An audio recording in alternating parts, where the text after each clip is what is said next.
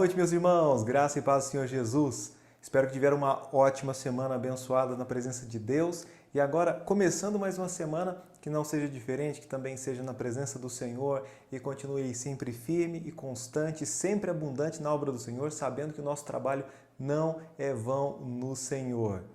E Deus ele é tão bom e deixou para nós a igreja local, onde nós podemos nos reunir, juntando forças, os membros do corpo de Cristo, onde Cristo é a cabeça e podendo então trabalhar para o Senhor, evangelizando e discipulando, fazendo com que pessoas possam ter um relacionamento pessoal com Deus e que esse relacionamento cada vez esteja mais íntimo, mais estreito, a relação entre o homem caído, que uma vez regenerado, tem comunhão com o Criador do Universo. E isso não tem preço, é imensurável. É apenas o Senhor Jesus Cristo para nos proporcionar isto através do seu sangue, quando ele morre na cruz do Calvário, mas o Deus Pai o ressuscita ao terceiro dia. Então, para nós agora, que somos noiva de Cristo simbolicamente, estamos aqui com uma missão. Na verdade, é mais do que uma missão. É uma comissão, uma grande comissão. E isso nos deixa bem claro em Mateus capítulo 28, versículos 18 a 20. E chegando-se Jesus, falou-lhes dizendo: é-me dado todo o poder no céu e na terra, portanto, ide, fazei discípulos de todas as nações, batizando-os em nome do Pai e do Filho e do Espírito Santo, ensinando-os a guardar todas as coisas que eu vos tenho mandado. E eis que estou convosco todos os dias até a consumação dos séculos. Amém. Então, para nós que recebemos essa grande comissão, vem uma pergunta: será que nós estamos obedecendo-a? Será que estamos discipulando pessoas, estamos evangelizando? Porque nós gostamos muito de fazer cobranças, nós gostamos de criticar, infelizmente, outras pessoas, o que não é certo. Mas e quando nós começamos a olhar para nós, a fazermos uma autoconfrontação, será que poderíamos dizer a contento que estamos sim evangelizando e discipulando? Faça uma pergunta para você mesmo agora. Quantas pessoas você já tem discipulado em toda a sua vida como cristão? Quem são essas pessoas que você já discipulou? Elas estão na igreja? Estão em alguma igreja? Estão servindo ao Senhor? Essas perguntas, elas vêm às vezes como um tapa de luva, um puxão de orelha, porque eu percebo que muitos cristãos, lamentavelmente, não têm cumprido a grande comissão, não têm evangelizado, ou até evangeliza eventualmente, mas não discipula. E em outro momento falaremos somente sobre o discipulado em si, que é um relacionamento, é muito mais do que um mero estudo bíblico, tem a ver com o dia a dia da pessoa, você investindo na vida de alguém, para que essa pessoa se torne uma imitadora do Senhor Jesus, assim como você já é o imitador do Senhor Jesus. E alguns acabam terceirizando, achando que o pastor é o responsável por ganhar almas e encher a igreja, ou ganhar a cidade para Jesus. O pastor ele tem uma função sim de pregar o evangelho, tem de discipular, assim como qualquer outro.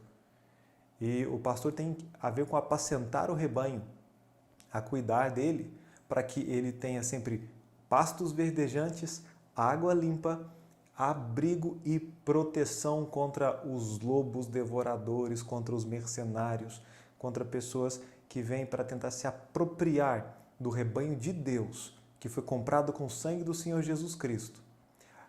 Abrindo a sua Bíblia comigo, em Efésios capítulo 4, versículos 11 e 12, nós entendemos um pouco desse processo, inclusive a função do pastor. Efésios capítulo 4, versículos 11 e 12. E ele mesmo, ou seja, Deus, destinou uns para profetas, primeiro para apóstolos, houve a geração dos apóstolos, para profetas, para evangelistas e outros para pastores e doutores. Com qual objetivo?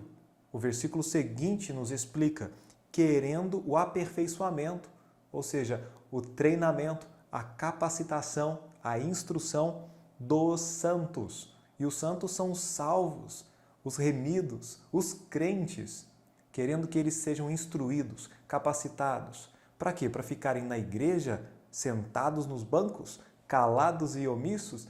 Não, muito pelo contrário. Para a obra, ou seja, para o trabalho do ministério. A palavra ministério tem a ver com serviço, com realmente o servir, para a edificação do corpo de Cristo. Então, o pastor, ele tem a função, junto com o evangelista, junto com o mestre, de capacitar, de dar instrução, treinamento, para que o povo de Deus, as ovelhas do Senhor Jesus, possam ter a capacidade de reproduzirem-se e formarem outros para o rebanho de Deus. Imagine, por exemplo, um pastor e um rebanho de ovelhas convencional tendo que dar de mamar, mamadeira, a 1000 ovelhinhas. Já imaginou? Ele não conseguiria. Seria muito para ele quando ele terminasse de amamentar a última, a outra já estaria com fome, ou isso demoraria muito tempo, talvez iam alimentar-se um dia sim, um dia não. Eu não sei, seria um caos. Mas qual é a função dele? É propiciar pastos verdejantes, água límpida, pura, cristalina, abrigo e proteção para que as ovelhas possam então darem cria, produzindo outras ovelhas e amamentando as ovelhinhas, que por sua vez vão crescer e também vão se multiplicar. Irmãos, isso é muito importante, porque o pastor tem um papel fundamental, sim, na capacitação, no treinamento, e ele, como ovelha de Cristo, também deve reproduzir-se. Mas cada cristão, cada crente tem o dever de evangelizar e de discipular. Então, não se esquive dessa responsabilidade, porque Deus lhe cobrará. E se você é pai, não tem privilégio maior do que poder discipular o seu filho, a sua filha. Você, mãe, de investir na vida dos seus filhos, ensinando-os a serem imitadores de Jesus Cristo, assim como a senhora já é uma imitadora, uma cópia, um xerox do Senhor Jesus Cristo. Isso é muito importante. Eu já repito, é um privilégio. E para um filho ter o seu próprio pai como seu mentor, o seu guia espiritual, isso é fantástico. Quantos filhos não gostariam de ter um pai assim? Então aproveite a oportunidade, seja o guia espiritual. Não é apenas alguém que vai dar um estudo bíblico, mas alguém que vai ensiná-lo a fazer. Não é simplesmente ler os 10 mandamentos, é viver os 10 mandamentos com o seu filho, com o seu discípulo. Na verdade, o discípulo nem seu é, o discípulo é de Jesus. Você está treinando um discípulo para Jesus Cristo. E quando nós falamos sobre o discipulado, nós temos algumas passagens na Bíblia, e até mencionei Mateus capítulo 28, 18 a 20, quando Jesus ele profere a grande comissão. Então, o Senhor Jesus ele nos ordena. Marcos 16, 15 também ele diz para ir por todo mundo, pregar o evangelho a toda criatura. E uma vez que a pessoa nasce no reino de Deus, se tornando um novo filho, uma pessoa novamente gerada, é o que chamamos de novo nascimento, essa pessoa precisa se amamentar com leite racional não falsificado, ou seja, com a palavra de Deus. Então precisamos sim, o filho nasce na fé e precisamos amamentá-lo, instruí-lo, para que uma vez ele cresça, se torne maduro e adulto. Lamentável que muitas pessoas, até Paulo repreendeu, igrejas primitivas que tinham membros assim, que já eram velhos, já tinham muito tempo de salvação, de igreja, no entanto ainda eram meninos inconstantes, não podiam dar ou receber alimento sólido, não podiam comer carne, tinham que beber leitinho. Por quê? Porque eram meninos. Então, nós averiguamos quando há meninos, menino não gera menino, os meninos não se reproduzem, são crianças. A pessoa tem que amadurecer, ela tem que crescer espiritualmente para gerar novos filhos. Então, se você é um menino na fé, é uma pessoa que fica reclamando e dependendo das outras pessoas, Porque, por exemplo, se você já passou de um ano de cristão, de crente, você se converteu, fez seu discipulado, já batizou, tem pelo menos um ano e alguns meses, ei, já é hora de andar com as próprias pernas, de ter o seu compromisso, de buscar gerar novos filhos e não ficar preocupando, será que o pastor vai me visitar? Ou será que o meu mentor, meu professor vai me visitar, vai se preocupar comigo? Já é hora de você estar se preocupando com outras pessoas, de você estar visitando outras pessoas, de buscando a salvação dos perdidos, das pessoas que estão ali clamando pela salvação, que não sabem onde encontrá-la. Então é a sua responsabilidade de amadurecer, querendo o aperfeiçoamento dos santos para a obra do ministério, para a edificação do corpo de Cristo. E não termina aí. Se nós continuarmos lendo o versículo 13, agora eu volto para Efésios capítulo 4, diz: até que todos cheguem à unidade da fé e ao conhecimento do Filho de Deus, a homem perfeito, à medida da estatura completa de Jesus Cristo. Ou seja, quando compararmos a nossa espiritualidade, não deve ser com o irmão que está ali sentado ao lado, não deve ser com talvez seus pais. Você tem que comparar a sua espiritualidade com a espiritualidade de Jesus Cristo. Ou seja, para ser uma pessoa perfeita, madura, na mesma estatura, no mesmo padrão de Jesus Cristo. E aí quando nós nos comparamos a Ele, sabemos o quanto precisamos melhorar. E sabemos que essa caminhada será longa, mas é uma caminhada que vale a pena. Versículo 14, para que não sejamos mais meninos inconstantes, levados em roda por todo o vento de doutrina, pelo engano dos homens que com astúcia enganam fraudulosamente. Desde os tempos antigos, desde o início da igreja, já havia falsos profetas, já havia pessoas que enganavam, que ensinavam fraudulosamente, com segundas, terceiras, talvez até quartas intenções. E apenas a palavra de Deus, um crescimento espiritual, pode nos livrar desse tipo de gente, desse tipo de lobo. Irmãos, ainda segue.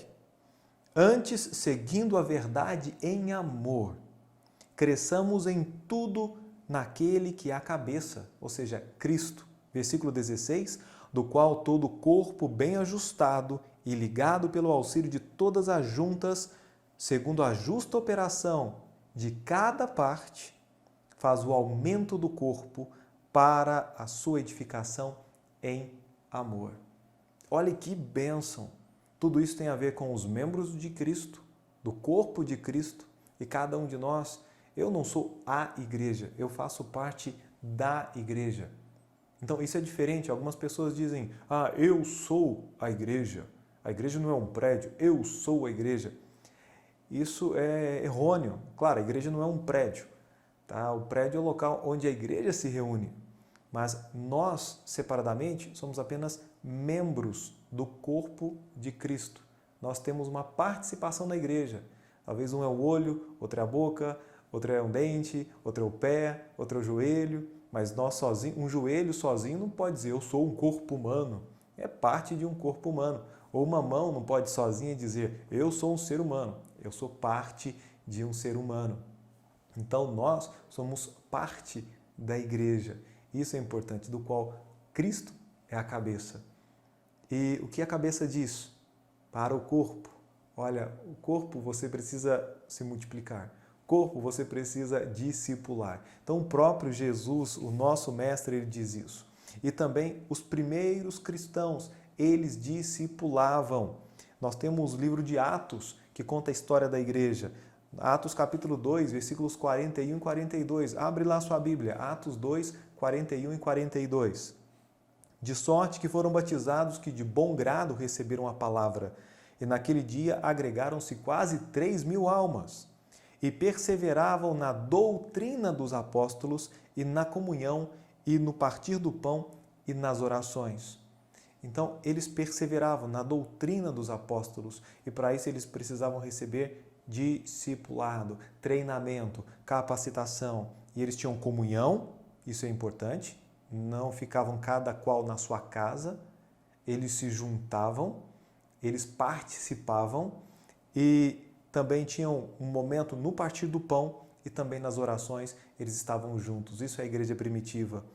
E Atos 11, 25 e 26, e partiu Barnabé para Tarso a buscar Saulo, e achando, conduziu para Antioquia. E sucedeu que todo um ano se reuniram naquela igreja e ensinaram muita gente. E em Antioquia foram os discípulos, pela primeira vez chamados cristãos. Então, eles ali se reuniram durante um ano inteiro, naquela igreja, numa igreja local, e ensinavam, e instruíam. E esse é o meu dever, mas é também o seu dever de instruir as pessoas, de alimentar pessoas, que não sejamos como o mar morto, que apenas recebe, recebe, recebe, mas é morto em si. Nós precisamos compartilhar o que sabemos. Nós precisamos compartilhar da salvação. E isso é uma bênção, porque nós não perdemos, apenas se multiplica. Por exemplo, se eu tenho uma maçã e você tem uma maçã, nós trocamos as maçãs e cada um fica com uma maçã. Tá? Se eu tenho o Evangelho, se eu tenho a salvação em Jesus e eu a compartilho com você e você aceita, é mais uma pessoa que é salva e tem o dom de Deus. Ou seja, se multiplica e eu continuo com a minha salvação, continuo aprendendo cada vez mais do Senhor. E isso vai se multiplicando. Por isso que o Evangelho chegou até o Brasil e vai chegar até os confins da terra. E que nós possamos aproveitar essa oportunidade de levar a Jesus Cristo para os perdidos. E não precisa pensar que você tem que ir lá numa tribo indígena, atravessar o continente, chegar lá nas tribos africanas ou no norte do Brasil. Não, bem possível que na rua da sua casa haja muitas pessoas que não conhecem o plano de Deus para a sua salvação, que já ouviram falar de Jesus, que tem uma religião, mas não tem certeza da sua salvação. Talvez você que me assiste não tenha certeza para onde vai após a morte. Você tem 100%, está garantido? Ou você tem um pouco de dúvida? Em que você confia para estar no céu um dia? Quando a morte vier, está seguro que estará presente com Jesus? Ou ainda bate aquele medo, bate aquela dúvida?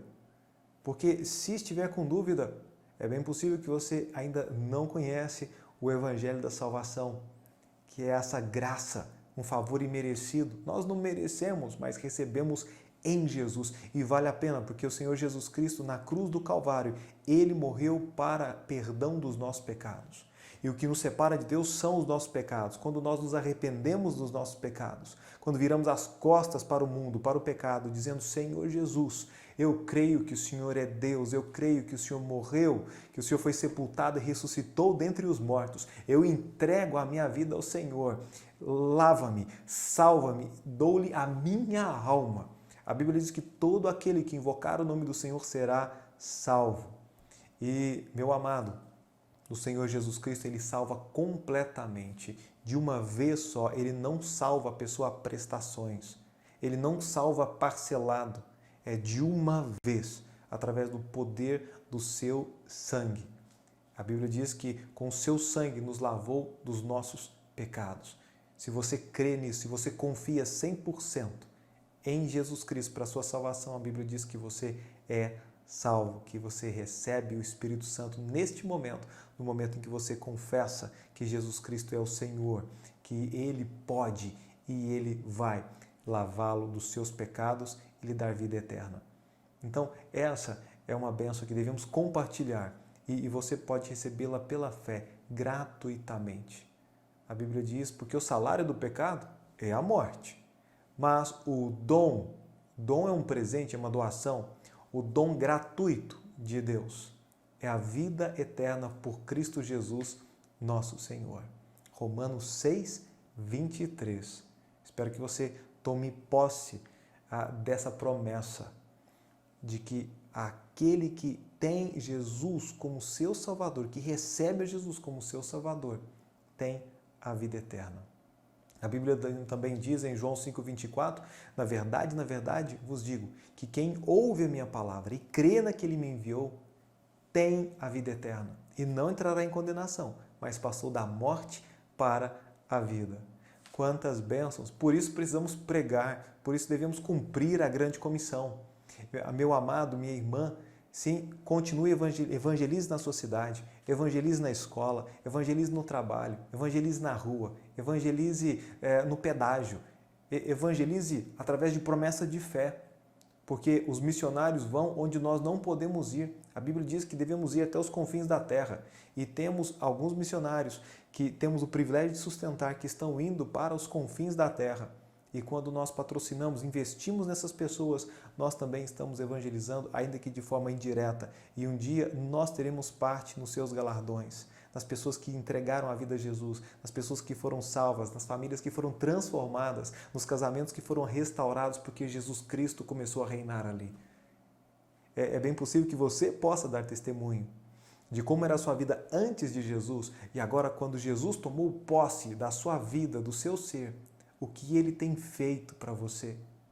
E se você ainda não fez, o que está esperando, está perdendo tempo, entrega logo a sua vida para Jesus, tenha certeza para onde vai. Talvez hoje é o seu último dia de vida aqui, mas você está tendo uma oportunidade de poder entregar a sua vida a Jesus, de poder ser salvo. Então não deixa passar essa oportunidade. A Bíblia diz em Coríntios que o dia da salvação é hoje, socorri-te em tempo aceitável.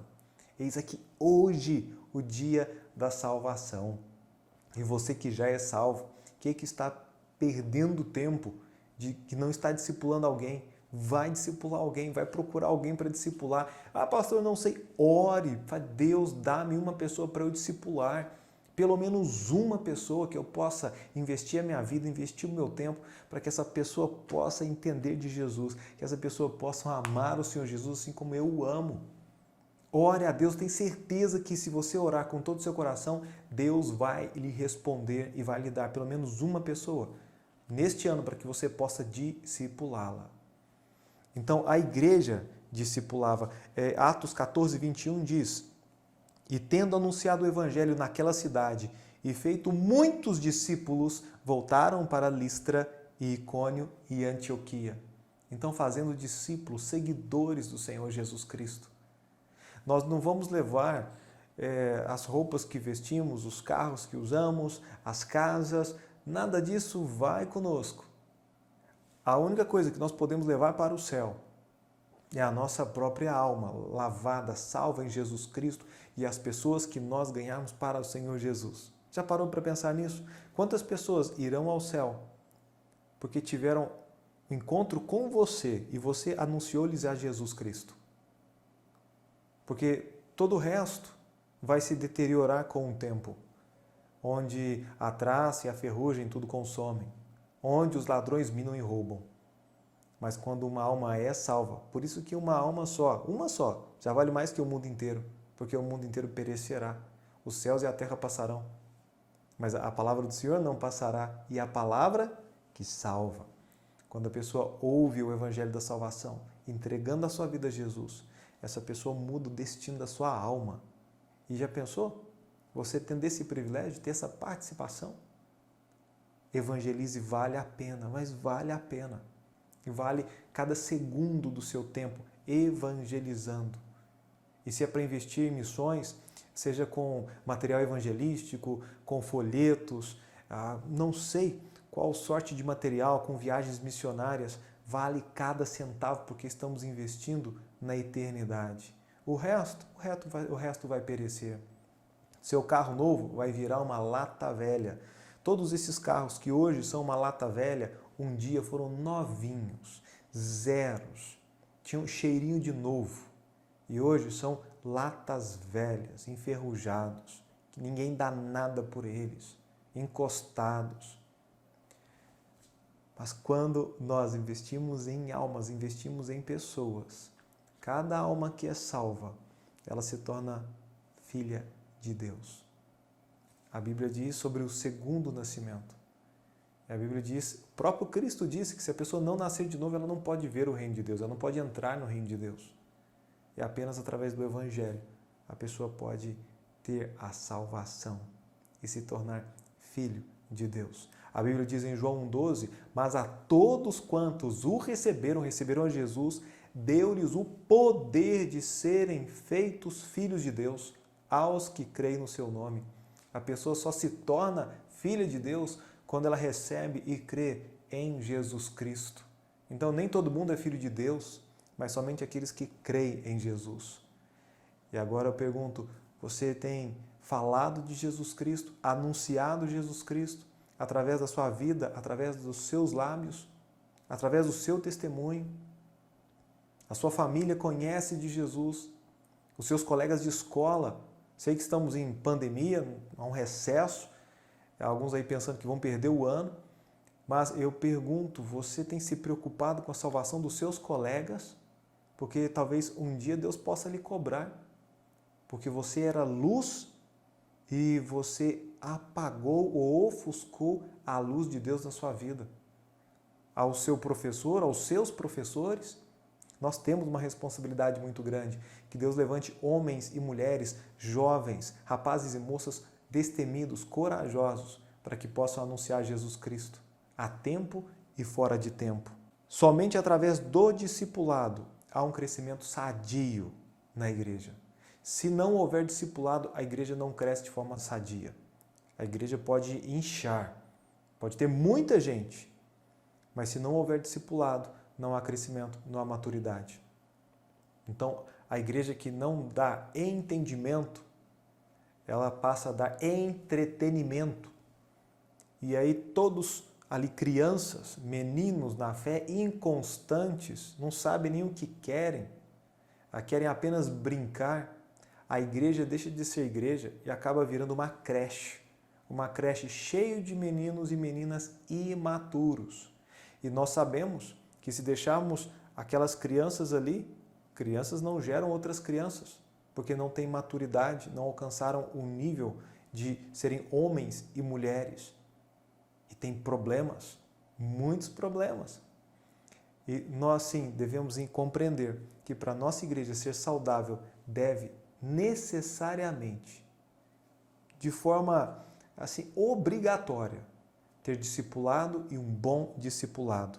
A Bíblia diz em Atos 6:1, ora, naqueles dias, crescendo o número dos discípulos, houve uma murmuração dos gregos contra os hebreus porque as suas viúvas eram desprezadas no ministério cotidiano. E crescia, versículo 7, a palavra de Deus. E em Jerusalém se multiplicava muito o número dos discípulos e grande parte dos sacerdotes obedecia à fé. Havia um crescimento da igreja, crescendo os discípulos. Se multiplicava o número dos discípulos. E isso é muito importante destacar. Uma coisa é ser discípulo, seguidor de Jesus. E outra coisa é ser um membro de igreja. Você pode ser membro de igreja e não ser discípulo de Jesus. Espero que você seja membro da igreja, sim, mas porque você já é um discípulo de Jesus Cristo.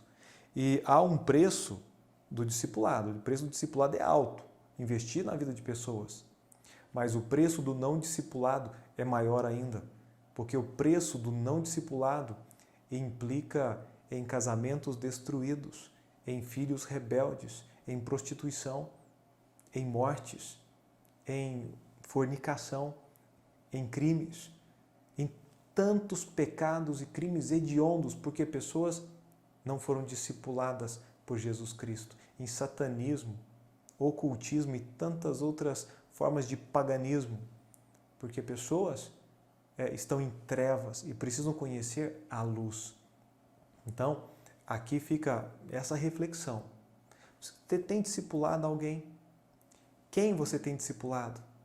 E se você não tem discipulado, ore ao Senhor e haja para que você tenha alguém para discipular e ensinar tudo aquilo que você sabe, porque vale a pena servir ao Senhor. Vamos orar. Pai amado, obrigado pela oportunidade que o Senhor nos dá de evangelizar, de ganharmos almas, coisa que os anjos não tiveram. E eu peço que possamos a contento, ó Deus, evangelizar.